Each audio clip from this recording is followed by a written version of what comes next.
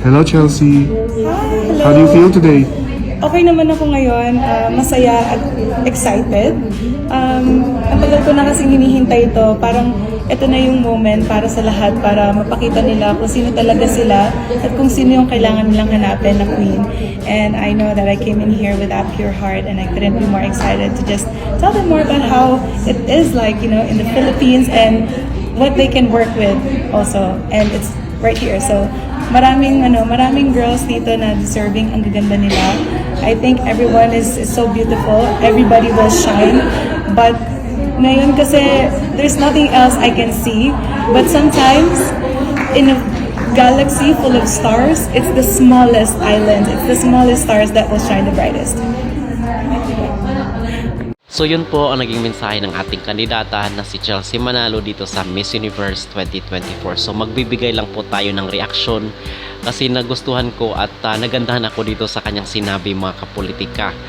Okay, kasi alam ko na alam ni Chelsea Manalo ang kanyang laban kasi nga di ba na-report natin doon sa ating mga previous video na kinakailangan na 120 plus itong mga kandidata na kailangan niyang ipatumba dito sa Miss Universe, and this is the largest so far.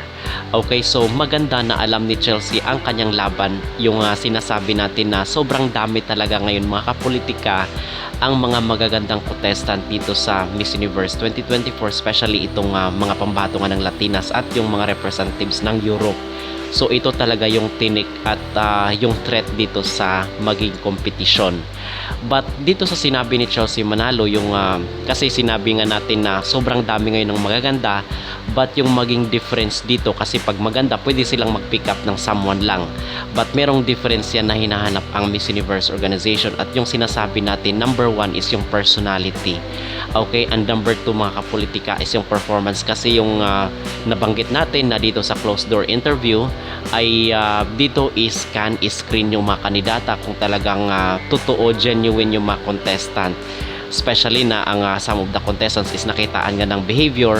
So red flag na po yun sa Miss Universe. Ito ang kagandahan dito kay Chelsea Manalo, mga kapolitika, kasi napanatili niya yung humility.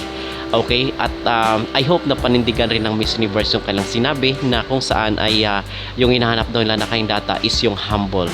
So pasok na pasok sa banga itong si Chelsea Manalo, mga kapolitika. At the same time, yung mga performance, wala tayong nakikitang problema dito sa closed door interview niya, kasi nga today na ginanap yung kanyang closed door, so wala tayong makikitang problema doon.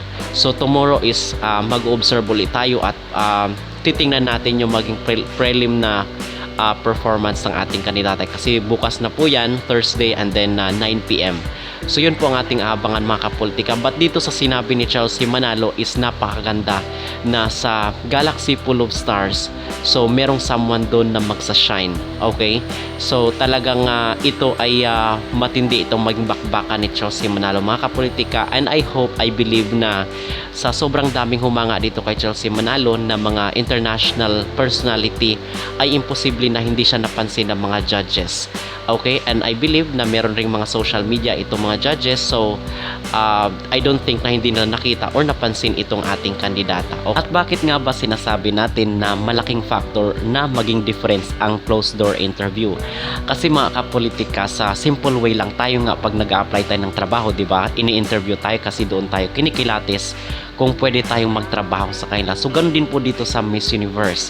At even nga doon kay Mr. Nawat, kung paano nila kinikilala yung isang competitor is sa pamamagitan ng interview, kasi doon mo makikilala kung pwede ka bang makapagtrabaho sa kanila or hindi ka ba, meron ka bang behavior, meron ka bang something sa iyong personality, ma-influence ka ba magsalita, nakaka-inspire ka ba, at good speaker ka. So doon yan lahat sa sa closed door interview, kasi nga kinikilatis ka doon mula ulo hanggang talampakan. At sometimes, mga kapolitika, is nagtataka or nag-wonder tayo, for halimbawa merong mga frontrunner na hindi natatawag or na-unplace sila.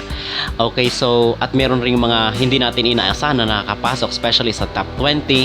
So dahil po ito, ang factor dito, mga kapolitika, is ang closed door interview. So ang point dito, ang closed door interview po ay isang napaka-crucial po na bahagi ng pagkikilatis dito sa Miss Universe. At wala naman tayong nakikitang maging problema dito ni Chelsea Manalo, kasi dito sa ating YouTube channel recently is na-play natin dito yung kanyang communication skills. yung kanyang speaking skills. So lahat-lahat yun mga kapolitika ay masasabi natin na pasok sa banga itong si Chelsea. Okay, so bukas na po ang kanilang maging preliminary competition dito sa Miss Universe 2024.